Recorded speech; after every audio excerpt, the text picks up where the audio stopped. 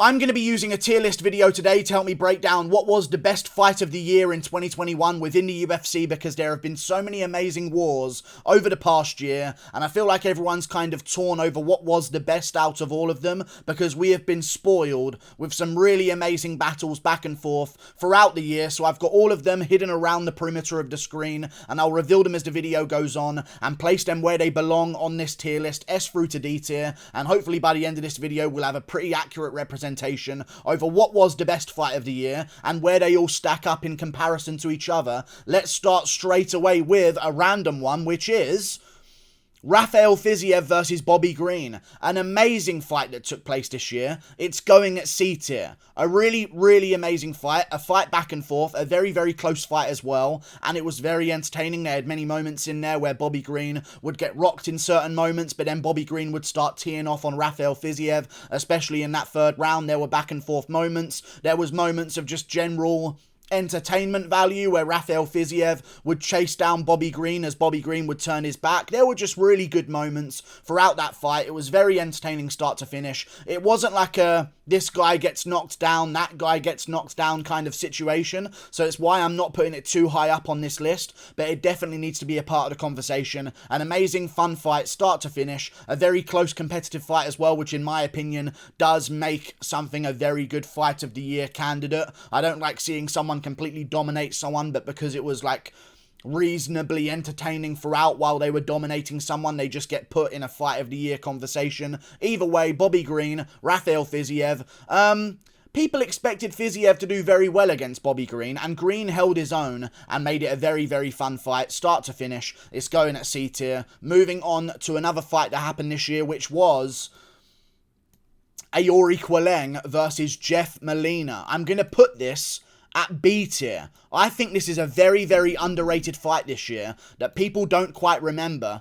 This was absolutely crazy. Ayori Quilling, in the early rounds of this fight, was walking down Jeff Molina like a Terminator. He was going after him, swinging non-stop. They had a crazy pace start to finish. Now they are flyweights, so this is going to be a little bit skewed towards them, but either way, this was an amazing bout. It genuinely was. Ayori Quilling swinging haymakers start to finish in that first round and the second round as well. Then Jeff Molina comes out of nowhere and drops Ayori Quilling at the end of the second round, which wins Jeff Molina that round for himself. Then in the third round, Jeff Molina's starting to absolutely tune up Ayori Quilling, who's starting to gas out a little bit now because he's been swinging haymakers from the very get-go of the fight, and Jeff Molina's starting to pull back a little bit, landing his big shots, and just when you think Jeff Molina's safe, at the end of the third round, he gets cracked by big shots from Ayori Quilling and almost gets finished towards the end of that third round. I think this fight has some really good ebbs and flows. It was entertaining start to finish, and they were swinging leather back and forth non-stop, and I feel like there were just way more bigger shocking moments in this fight than there were for Bobby Green versus Raphael Fizzyev. Of course, Bobby Green got rocked now and again, but again, Ayori Quilling got put on his ass, got back up, started swinging back. Jeff Molina almost got finished at the end of the third round, but kept swinging back as well, and he was saved by the bell pretty much. Amazing bout, 3-rounder, Ayori Quilling versus Jeff Molina, putting the flyweights on the map this year for sure. Moving on to another amazing fight that took place this year, which was Petr Yan versus Cory Sandhagen. I'm going to put Petr Yan versus Cory Sandhagen at B tier as well. A lot of people have this as their fight of the year. I believe this was the most technical, high-level fight, maybe in MMA history, but in terms of like striking, this was the most high-level striking bout I've seen this year, guaranteed. This was really a treat to watch, very entertaining, very high-level striking. But in my opinion, it wasn't quite a fight of the year. Okay, there were certain rounds where things weren't too interesting. Round 5 was very slow until the end of round 5, where Petr Yan landed that wheel kick combo and Sandhagen came back with a flying knee and stuff like that to end the fight strong. A couple of the early rounds, Yan was sort of just downloading information and Sandhagen was just picking at him and moving away. It wasn't too crazy until it got into that like round 3, round 4 area where things really started to pick up. Of course, Petr Yan dropped Cory Sandhagen with like a tornado combo of landing the lead hook to a spinning back fist to another hook afterwards to eventually put down Cory Sandhagen. It was an amazing fight, but most technical fight of the year? Probably yes. Fun to watch? Yes as well. But in terms of a war, like a back and forth slugfest. It wasn't quite there in all moments of the fight, even though it was an amazing one. So I'm putting it at B tier. Very good fight this year, but not quite taking the biscuit of A tier or S tier. And definitely not the fight of the year in my opinion, although it was, and I'll say this again, the most technical fight I maybe have ever seen ever in my life. Moving on to another fight that took place this year, which was Brad Riddell versus Drew Dober. An amazing fight that took place this year. I'm going to put this at D tier. It is one of the best fights of the year. Just because you're at D tier does not mean it's a bad fight. All of the fights that are going to be in this video are fight of the year candidates. Okay, they were all amazing fights. This was an amazing one as well. One fight of the night honors. I believe every single fight on this list, one fight of the night honors, other than one of them. And I think you can guess which one that one's going to be because it was for a specific reason that it didn't get a fight of the night bonus. But either way, Drew Dober, Brad Riddell, amazing fight back and forth. Drew Dober's doing well early, rocks Brad Riddell really badly, hurts him in the first round. Brad Riddell recovers, takes him down a couple of times, gets back into the swing of things. They have an amazing second round where Brad Riddell hurts Drew Dober at one point and Drew Dober hurts Brad Riddell back, and both of them are landing some big shots. Then in the third round, Brad Riddell really hurts Drew Dober quite badly and starts swinging haymakers, and they're going back and forth until the final bell. Now, there were some moments, which is why it's not higher up on this list, where there was a little bit of a lull in the action. They were both staring at each other a little bit. There was some moments where Riddell was in on a double leg, and they were there for like 30 seconds or so, or they were just staring at each other, as I just mentioned, at range without throwing too much. So it wasn't the most high output fight, but the moments they did have when they exchanged were very, very entertaining. So I'm putting it at D tier. Very fun fight. Definitely needs to be a part of the conversation this year. Moving on to another amazing fight that took place this year, which was Dominick Reyes versus Yuri Prochazka. I'm putting this at C tier as well. Really amazing fight. Really great fight in my opinion. It's missing that stand toe-to-toe until 5 rounds are over or until 3 rounds are over that really does make a fight a true war and a true fight of the year candidate. But this has got to be in the conversation. Amazing fight that took place this year. A lot of people only remember this fight for the finish, but they don't remember that they were going back and forth non-stop for the most part of it, and they are light heavyweights, so that does give them a little bit more bonus points because typically you don't see that kind of output higher up the divisions. Yuri Prochazka just non-stop went after Dominick Reyes, got rocked at one moment, went to the ground. I arguably want to move this up to B tier, but again, it didn't go those 3 rounds, ended at the end of the second. If this kept going and went on for a little bit longer, it might take S tier or A tier in all honesty. It was an amazing fight, non-stop action, definitely one of the best fights this year by far, but because of the fact that Yuri Prochazka finished Dominick Reyes and finished him so brutally and even won the first round and landed big shots. Both of them landed some pretty good shots in the first round. Dominick Reyes kept landing counter shots on Yuri Prochazka. Prochazka would mix it up to the body, front kicks to the body, lead hooks to the body, some kicks upstairs as well, some big lead uppercuts and stuff like that. It was an amazing fight, but doesn't quite have that competitiveness and back and forth, oh my god, craziness all across the distance of the fight that I'm looking for to call my fight of the year. But it was an amazing bout. Probably the best C tier bout this year. It just didn't have that longevity that I'm looking for. But it was an amazing fight as long as it lasted. But it is being penalised a little bit, even though it's a little bit unfair, for not going the full distance and for not having that sheer competitiveness where they're both staring each other down at the end of the fight, swinging back and forth. You know what I'm saying? Moving on to another fight that took place this year, which was, I might move this up. I'll switch some things around towards the end of this video if I don't like the way it's looking by the end of it. Moving on, though.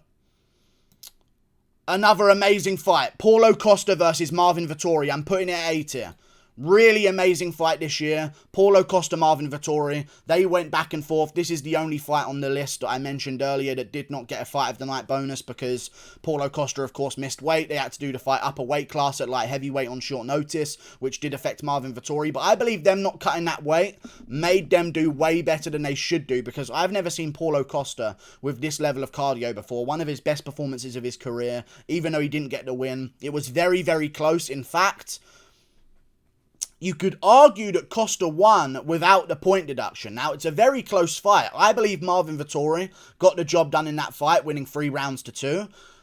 But that point deduction was a bit weird. The commentary, you could tell, was massively against Paulo Costa. Costa did very well in the 5th round, even whilst losing some of the earlier rounds of that fight quite clearly. The 1st round, Marvin Vettori went after him and beat him up a little bit after Costa did well early. But I just want to mention, these guys were like heavyweight-sized men, and the output that they had over the 5 rounds was ridiculous. Non-stop, haymakers, big shots back and forth, massive body shots from Paulo Costa, combination punches from Marvin Vettori, 1-2s on the chin from Marvin Vettori, big counter hooks from Paulo Costa, body shots from Paulo Costa. I mean, this was one of the better fights this year, and I almost put it at S tier, but I forgot about a fight that I nearly forgot about, and I rewatched it, and I realised how wrong I was. But this was an amazing fight for 2 heavy guys to put up that level of pace over the 5 rounds.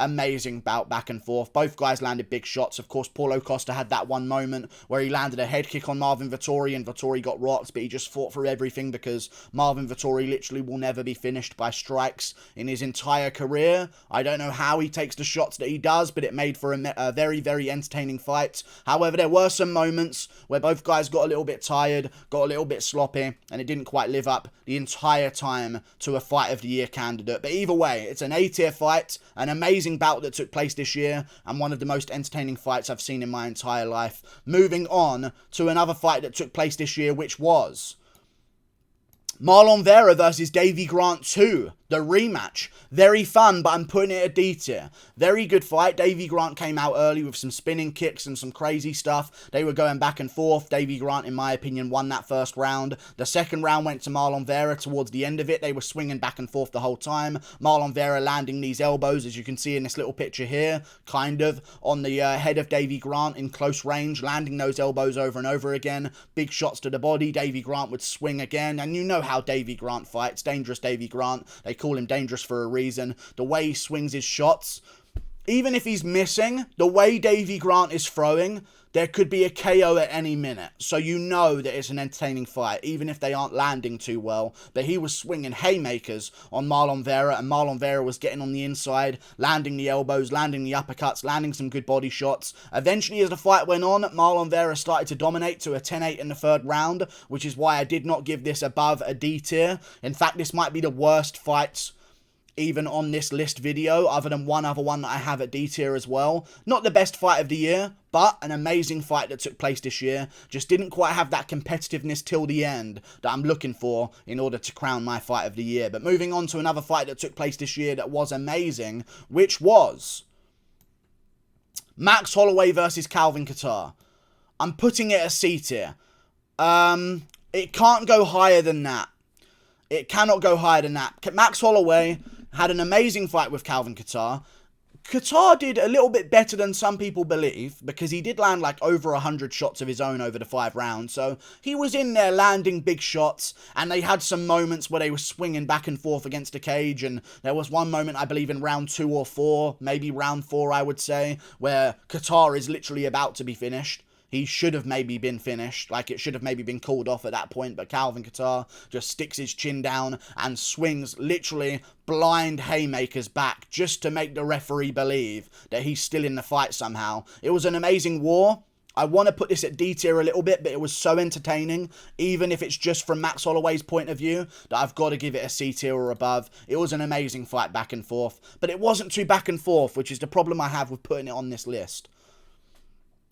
But it was 5 rounds, non-stop entertainment, really fun to watch. Calvin would still land big shots to keep Holloway fans honest. Like, Holloway fans, I'm sure, were going crazy whilst watching that fight. But then throughout the craziness of, yeah, Holloway, yeah, Max, get him. Oh, careful, Max. Oh, yeah, Holloway, oh. Really careful, Holloway. Like, Holloway would have these moments of, like, godlike instincts that he would activate to land on Kattar, and Kattar would keep him honest with like a big shot back every now and again that would make it somewhat competitive, but he did get dominated in the majority of those rounds. But it was still a fun fight. Amazing over the 5 rounds. One of the best ones to watch this year, regardless of how good Kattar did in comparison to Holloway. So I'm putting it at C tier. Moving on to another Fight of the Year candidate, which was Edson Barboza versus Shane Burgos. One of the better D-tier fights of the year. Of course, did not go to full 3 rounds. Is a bit of a sad one, but the first 2 rounds are very competitive. Edson Barboza won both of those rounds, landing wheel kicks that Burgos just took and shook off. Then, of course, he landed that phantom punch at the end of the 3rd round that put Burgos down. It was a very weird finish, but it happened anyway. Good for Edson Barboza. Amazing first 2 rounds, though. Very competitive. I mean, Edson Barboza was slightly ahead because he invested in the legs early on, but Shane Burgos was finding his moments, landing his body shots, and honestly, Shane Burgos just wins. Like, even if he loses, any Shane Burgos fight is going to be extremely entertaining, start to finish without failure. Burgos doesn't know how to be boring, and neither does Edson Barboza really, and when you put the two together, it's going to make for an amazing fight, and it was an amazing fight this year for those first 2 rounds. Both guys landing big shots. No one really got dropped or really in a lot of danger to make the crowd go absolutely crazy, like, oh! But it was an amazing fight. Start to finish, as long as it lasted anyway. For the full 2 rounds that it was basically on for, it was non-stop action. So I'm putting it a D tier. Amazing fight that took place this year. Moving on to another fight that took place, which was Justin Gaethje versus Michael Chandler. I'm putting it at A tier as well. I believe this was one of the better fights this year. Definitely top 5, top 4, definitely. Definitely top 4 fights of the year. Amazing war in the first round. The first round is one of the rounds of the year. Now, I believe the round of the year was probably Volkanovski versus Ortega round 3. That was definitely the round of the year, and that kind of made that fight what it was, because other than that, we'll get to that in a second, as you'll find out. But the first round of Gaethje versus Chandler was amazing. Back and forth action. There was a bit of patience, a little bit of nothing early on. They had a while to get going, leg kicks back and forth, couple shots back and forth here and there. But once someone got rocked, it all just went into fucking mayhem. Gaethje would land a good shot. Chandler would land a good 1-2 on the chin of Gaethje. Gaethje goes all Michael Johnson wobbly mode over to the cage. And all of a sudden, Chandler's hunting him down with really bad technique, by the way, but just swinging shots at him against the cage. Both guys landing back and forth. Chandler gets in the clinch, lands some good knees, goes for a takedown, but fails it. Amazing first round. Really amazing first round. One of the rounds of the year for sure. Round 2. Gaethje lands an uppercut in round 2. They're on the ground for about 2 fucking minutes though. And here's where I can't call this the fight of the year. There were moments in this fight where I was thinking to myself, fucking hell lads, let's get it going a bit here. Like, I genuinely believe Gaethje dropped Chandler, and Chandler's barely grabbing onto a single leg on the ground, and Gaethje's laying on top of him for about 2 minutes. That ain't a fight of the year in my opinion. I may offend people with that because, they're 2 big names. How can't you say they're the best of the year? Because the fight wasn't the most entertaining fight of the year. It was shocking, and wow, it was amazing, because they're both really big names, and there was a lot on the line in that fight as well, so it does feel like there's something crazier happening. Plus, it had the benefit of there being a massive crowd in attendance, which definitely blew things out of proportion in my opinion, but the first round was crazy. The moment where Chandler throws that flying knee, partially blocked, but still it was amazing to see, and then goes after Gaethje again. The second round, after the knockdown with the uppercut, did get a little bit slow in my opinion, and also the third round. The third round of Gaethje versus Chandler is where it definitely took it away from being the S-tier fight of the year. It became the not fight of the year once the third round occurred, because the third round had some moments again, don't get me wrong, because it was still an amazing fight, but compared to some of the other fights that are on this tier list, the third round did slow down quite a bit. There were some crazy moments. Gaethje was landing some big shots on Michael Chandler, but the first round of craziness kind of makes this fight remembered in the way that it was. The third round, I watched it again, Chandler's just walking retardedly into shots. And I was more thinking to myself, rather than, wow, this is entertaining, what the fuck is Chandler doing, the spastic? That's what was going on in my head when I was watching that third round. Walking into shots, throwing wheel kicks at nothing. That wasn't happening in Costa versus Vettori. They were swinging back and forth until the very end, going at each other. Same with Ayori, Quilling, Jeff Molina. Same with Jan Sandhagen. But again, the first round was so amazingly good that it made up for some things, plus the big knockdown in the second round, and the crazy moments there as well, plus a good moment at the start of the third, where Chandler landed a front kick to the face, I believe, or the body, and then went on Gaethje against the cage again, trying to finish him, but I just don't think it was good enough to be called Fight of the Year. There's something else that was, and we'll get to that soon. Moving on to another fight that took place this year, which was Mike Davis versus Mason Jones. Very good fight. Extremely good fight. Not the best fight of the year, but one of them. I'm putting it in the mix. There were some moments where it wasn't too entertaining, like there were no big knockdowns or moments where you thought, oh my god, this guy is about to get finished, it's all going crazy, the crowd's on their feet. But again, it was a very entertaining fight, start to finish. Mason Jones, Mike Davis. Mike Davis won the first round, landed the better shots, got the takedowns as well. Mason Jones won the last 2 rounds, up on the numbers, up on the pressure, landed bigger shots, but of course his face showed more visible damage, so the judges went against him in that fashion. But again, very close fight. They went with Mike Davis for the decision. Pretty justifiable decision. I'm not calling it a robbery. I just thought Mason Jones got it done. But again, amazing bout. Back and forth. Both guys landing big shots. And Mason Jones just stayed on Mike Davis the entire time. Davis would throw a bunch of good shots, and then Mason Jones would just be on him. It was more like...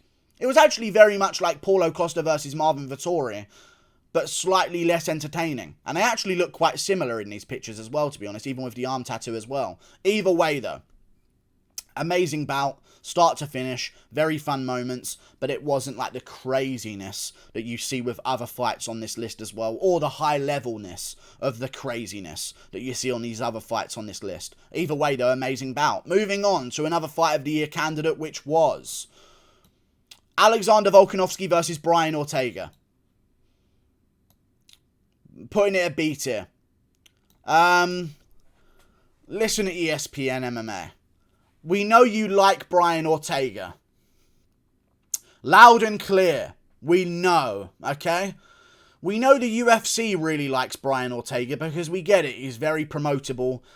And it would open the doorway for Holloway to get his title shot without having to face Yair Rodriguez at the time. But either way, the only thing that made this fight seem somewhat competitive was the commentary.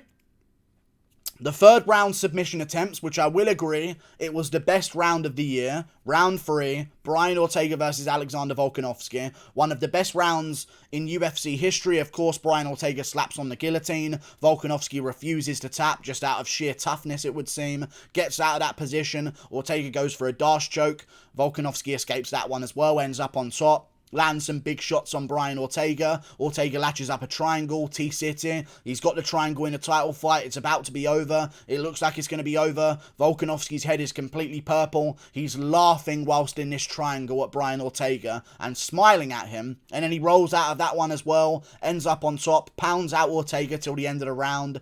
The only problem I have with not putting this higher up, it was fun in the first round. It was fun in the second round. It was fun in the third. It was the best round ever in the third, which does carry it up this list because of that third round. The fourth round was dominant from Volkanovski. Could have been a 10-8 with a couple more punches at the end of that round. And the fifth round was just Volk schooling Ortega until the last few seconds of that round. And I think there's a lot of misconceptions about this fight, man. Volk dominated, in my opinion, 22 to 23 minutes of that fight. I'll give Ortega the last 30 seconds of round 5 and a minute of time where it seemed like he was in control in round 3 when he had those submission attempts. Other than that, Volk pieced him apart and destroyed him and made him look very average on the feet for 23 minutes. This has been voted Fight of the Year, and like, by ESPN, I believe, and it's just not correct. It's just not fucking correct. It's just bullshit. The commentary made it seem like it was competitive, but Volk schooled him other than the few moments that made it crazy. But either way, it was entertaining start to finish, and it had those crazy, massive moments at the end of round 5, which wasn't too crazy, but was a big moment, and also in round 3 that made up for how dominant Volk was for the other parts of that fight. Either way, great fight this year, putting it at B tier, very technical as well, very fun to watch. It definitely has to go at B tier, but without that round 3... Without round 3, it might not be on the fucking list. Just saying it. Moving on to another fight that took place this year, which was... Who? Miguel Beza versus Santiago Ponzinibbio, of course. That's who. I remember this.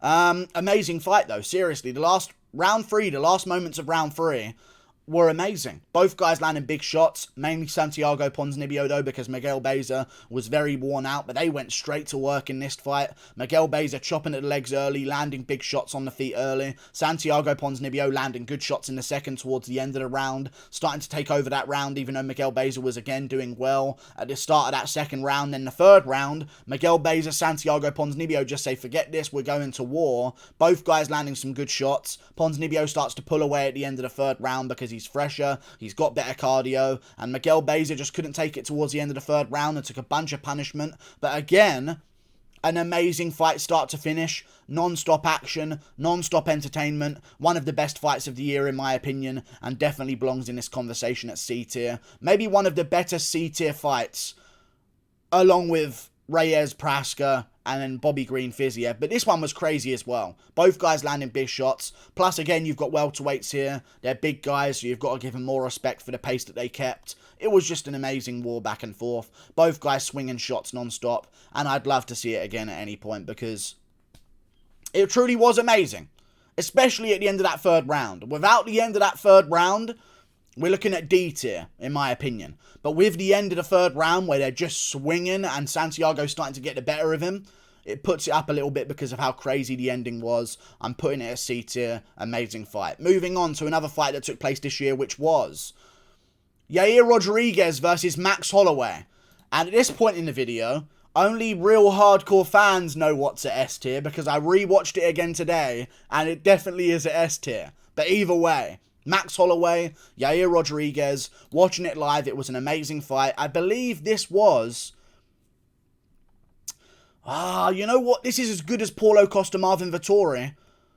But Vettori Costa was more competitive, but I'd argue Yair Holloway had bigger moments that were more entertaining. Both guys landing good shots in the first round. I think I had Yair Rodriguez winning that first round and Holloway winning the second. But in my opinion, the thing that holds this back from being the fight of the year, Holloway dominated certain rounds. He won round 3 very clearly. He won round 4, in my opinion, again, pretty clearly too. Round 5 was competitive. Round 1 was competitive. Round 2 was competitive. But was this really as competitive as we made it seem, or did Yair Rodriguez just exceed all expectations? Because I'll be honest, I thought he was going to quit on the stall at the end of the third round, but he came back with vengeance, landed his big shots, had his big moments. Yair Rodriguez, Max Holloway, fun start to finish, but again, there were moments that weren't in other fights of the year, candidates, where Holloway was just on top of him, landing some little total strikes for a couple of minutes of control time on top in that round. That does minus the points of how good it was this year. But again, an amazing fight start to finish. Yair Rodriguez is an absolute savage. Max Holloway is a monster too. Great chins on the pair of them. Both guys took a bunch of damage. Both guys landed big shots. Yair Rodriguez was landing nasty combos. Couple of spinning elbows here and there. Couple of head kicks here and there. Mainly chopping at the legs at the body though. And Max Holloway was landing good combinations on the face, as you can see in this picture right here. So definitely in the mix. If I had to order these 3, I would say... You know what, man? Why do people not mention Costa Vettori? I get that Costa missed weight, but still, that is non-stop action from 2 light heavyweight-sized men. Light heavyweight-sized men. So I think that was 2, this was 4, and this was 3 this year. And we move on to the fight of the year this year, which was, in my opinion, and I may get some hatred for this because they're not big names. They aren't at the top of the rankings. Why'd you give it to them? It was Shane Burgos versus Billy Quarantilla. And you know what annoys me about this? This was directly after Gaethje versus Chandler. And no one even cheered.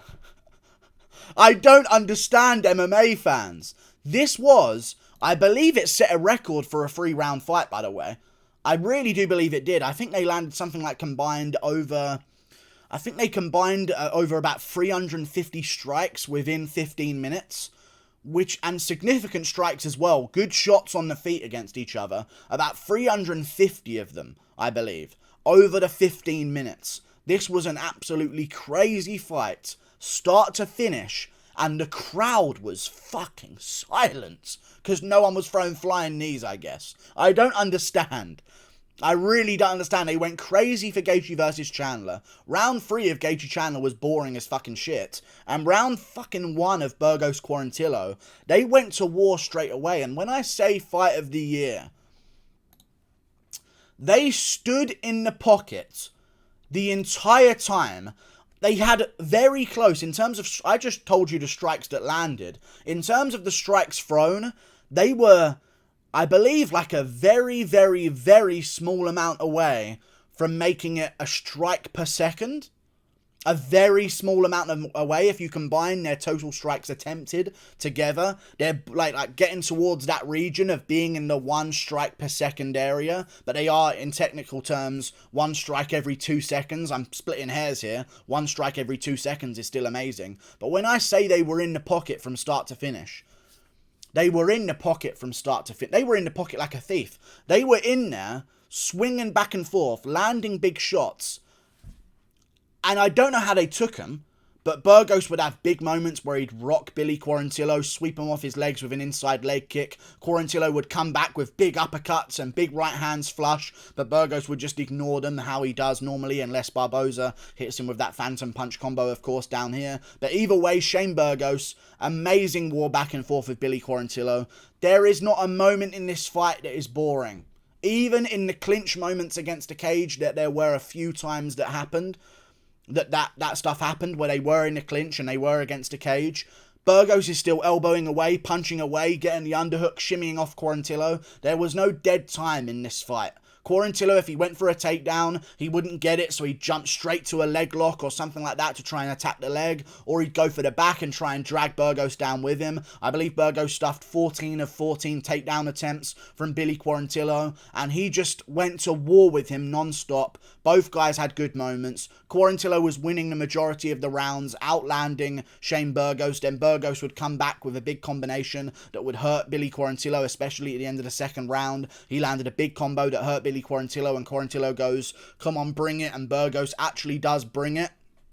Goes after him, hunts him down, body shots, headshots, uppercuts, combos. Quarantilla starts swinging back and he lands a couple of big shots back, and Burgos has to respect that he's still in there, and he starts swinging back again. And it just annoys me that there'll probably be some comments that say this wasn't the best. I get it, no one got dropped with a wheel kick in the middle of it. I understand. But in terms of an entertaining fight, one, it was high level, and again, they were getting close. I'm talking another 10-shot flurry from Burgos at the end of the third, and they're close to like a 1 strike per second attempted.